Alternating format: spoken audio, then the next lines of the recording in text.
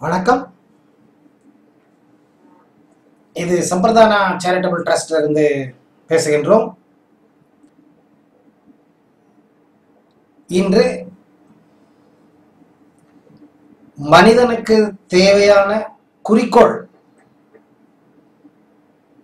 வாழ்க்கையில் ஏதாவது ஒரு குறிக்கோள் தேவை. அந்த குறிக்கோளை எப்படி நாம் அடைவது, குறிக்கோளை எப்படி தேர்வு செய்வது, குறிக்கோளை எப்படி ஆக்டிவ் மெடிடேஷன் மூலமாக நீங்கள் உங்கள் தலையில் ரீப்ரோகிராமிங், எப்படி அதை நீங்கள் ப்ரோக்ராம் செய்வது, அந்த குறிக்கோளை எப்படி அடைவது, how to reach the destination, குறிக்கோளை தொடுவது எப்படி,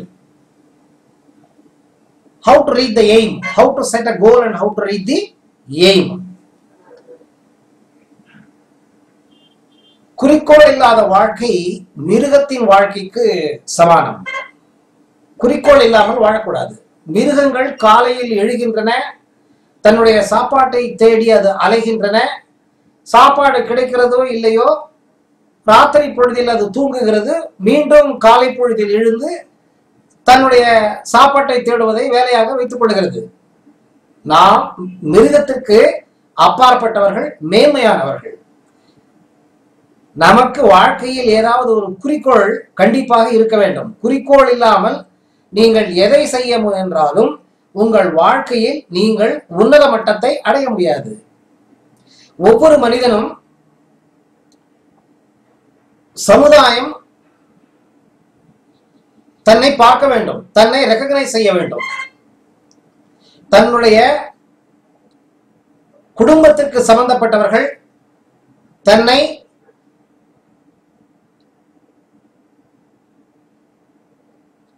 ஒரு மனிதனாக பார்க்க வேண்டும். உலகத்தில் நாம் செய்யும் தொழிலில் மேம்பட்ட நிலையை, உன்னதமான நிலையை அடைந்து உன்னத மட்டத்தை அடைந்த வேறு தலைவர்களைப் போல நான் புகழை பெற வேண்டும். Name, fame.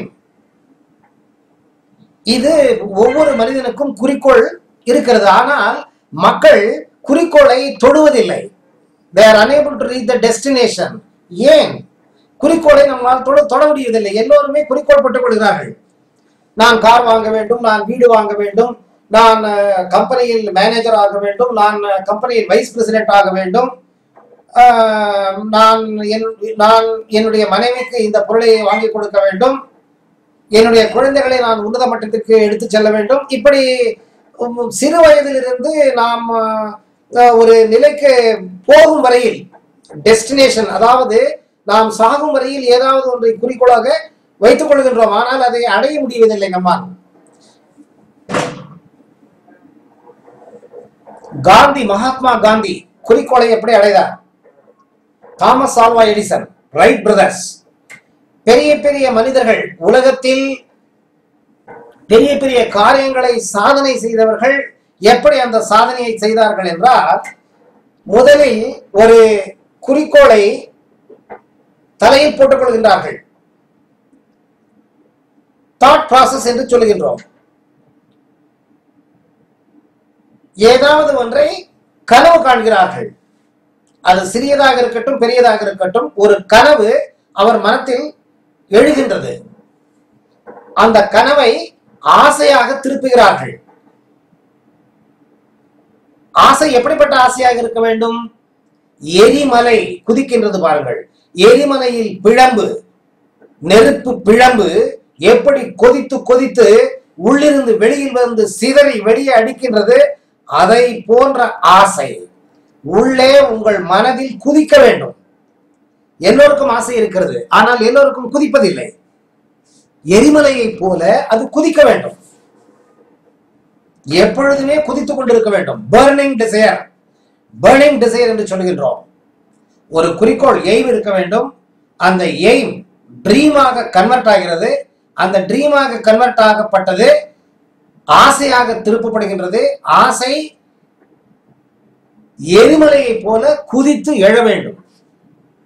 இது எழுந்தால் மட்டும் போராது.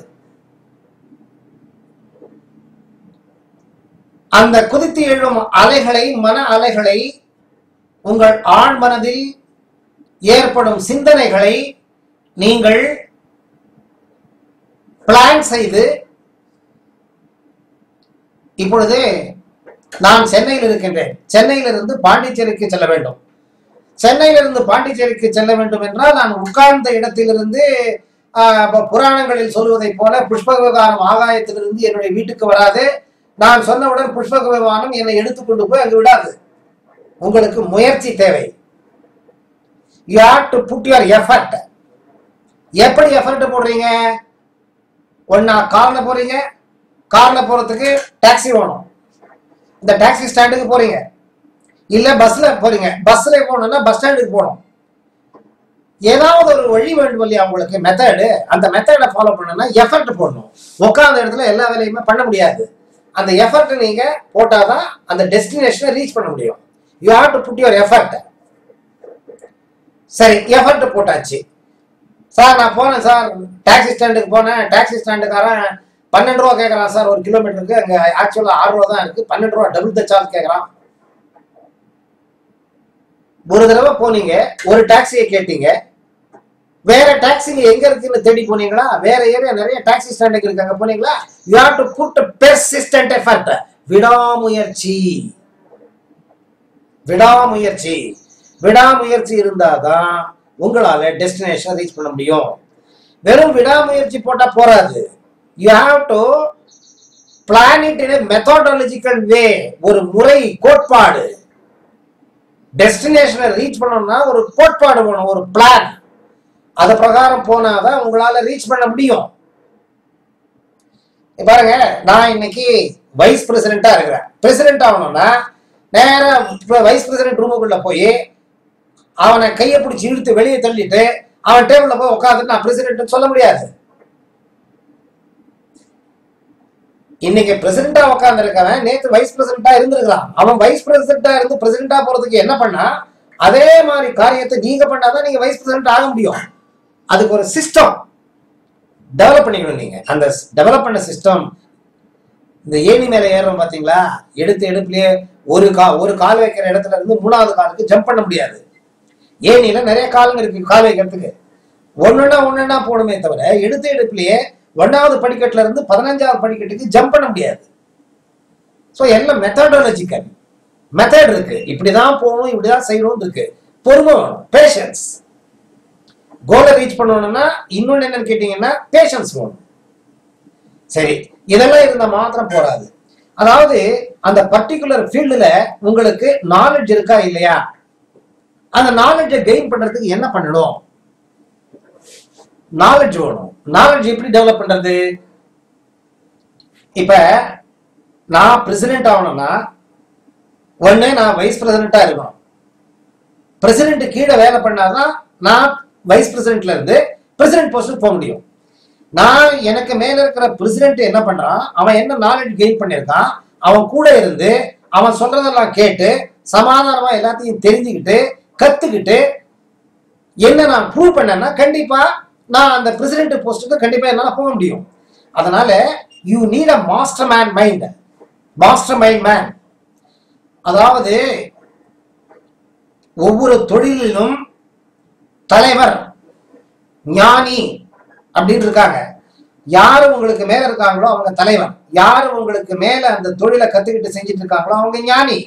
எல்லா விஷயத்தையும் அவங்க தெரிஞ்சிருக்கிறதுனால, உங்களுக்கு மேல இருக்கிறதுனால அவங்க கிட்டதான் நீங்க போய் கத்துக்கணும். செருப்பு தைக்கிறவங்கிட்ட போய் வைஸ் பிரசிடென்ட் ஆகிறதுக்கு வேண்டிய வழிபாடுகள் கோட்பாடுகள் எல்லாம் அவங்ககிட்ட போய் தெரிஞ்சுக்க முடியாது.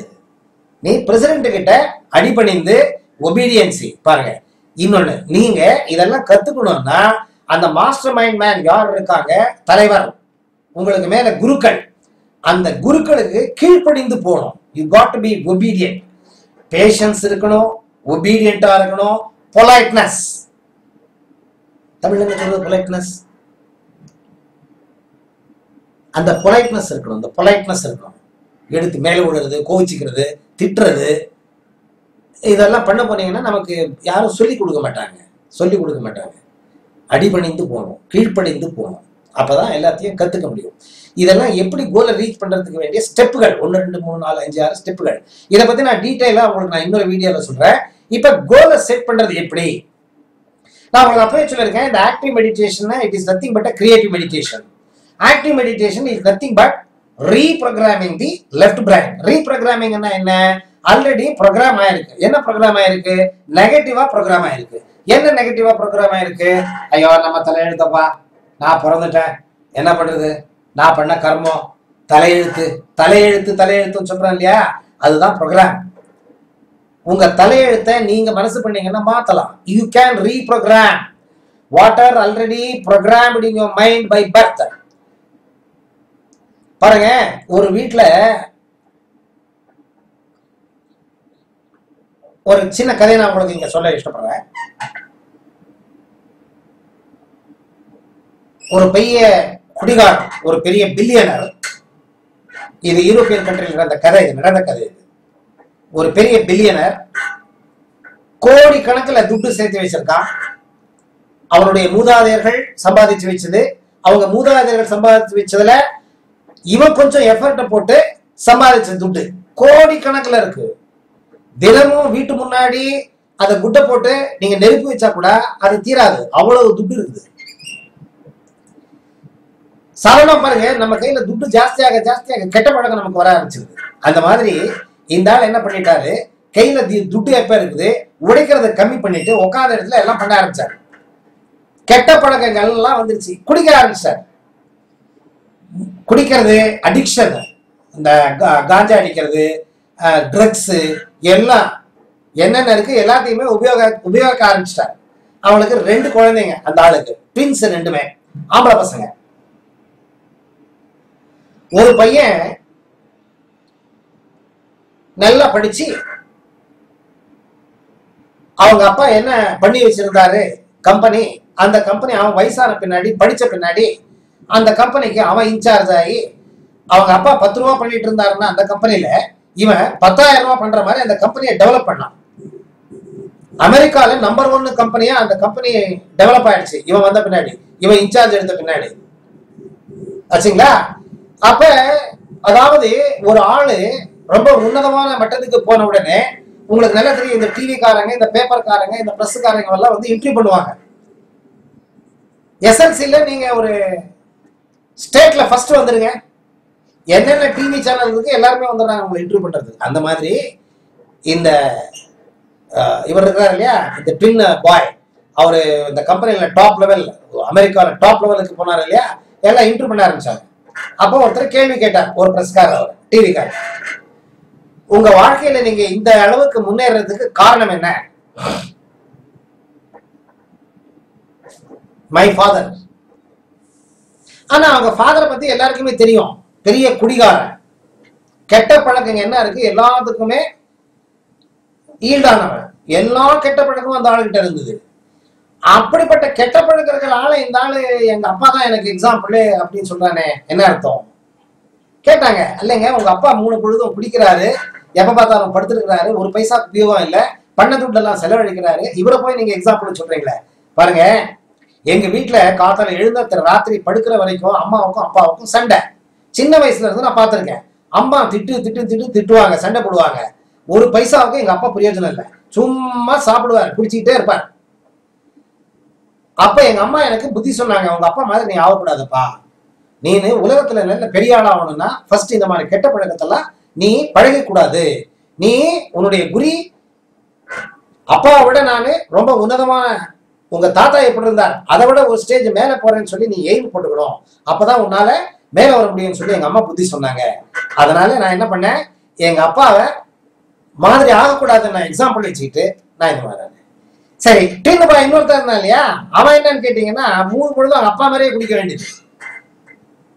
அப்பா சம்பாரிச்சு வச்சு பாதி துட்டு அவன் செலவு பண்ண ஆரம்பிச்சிட்டான். அவனை போய் கேட்டாங்க, ஏன் இந்த மாதிரி ஆயிட்டு நீ? நான் என்ன சார் பண்ணுவேன், நான் இந்த மாதிரி ஆகிறதுக்கு காரணம் எங்க அப்பா தான். எங்க அப்பா என்ன பண்ணுவாரு, அவர் குடிக்கிற டைம் என்ன கூப்பிடுவாரு, உட்கார வச்சுக்கிட்டு நீ ஒரு பெக்கு போடுறான் பாரு, கூட சேர்ந்து குடிச்சு நானே எங்க அப்பா மாதிரி ஆயிட்டேன். நான் இந்த மாதிரி ஆனதுக்கு காரணம் அப்பா. பாருங்க, ஒரே ஒரு ஆப்ஜெக்ட் ஒரு பையன் அதை நெகட்டிவா எடுத்துக்கிட்டான், இன்னொரு பையன் அதை பாசிட்டிவா எடுத்துக்கிட்டான். அதனால பாசிட்டிவ் மென்டல் ஆட்டிடியூட், இங்கிலீஷ்ல சொல்றாங்க பாசிட்டிவ் மென்டல் ஆட்டிடியூட். இந்த பாசிட்டிவ் மென்டல் ஆட்டிடியூட் உங்க மனசுல எப்போ வருது, ஆட்டோமேட்டிக்கா நெகட்டிவா நீங்க பாசிட்டிவா கன்வெர்ட்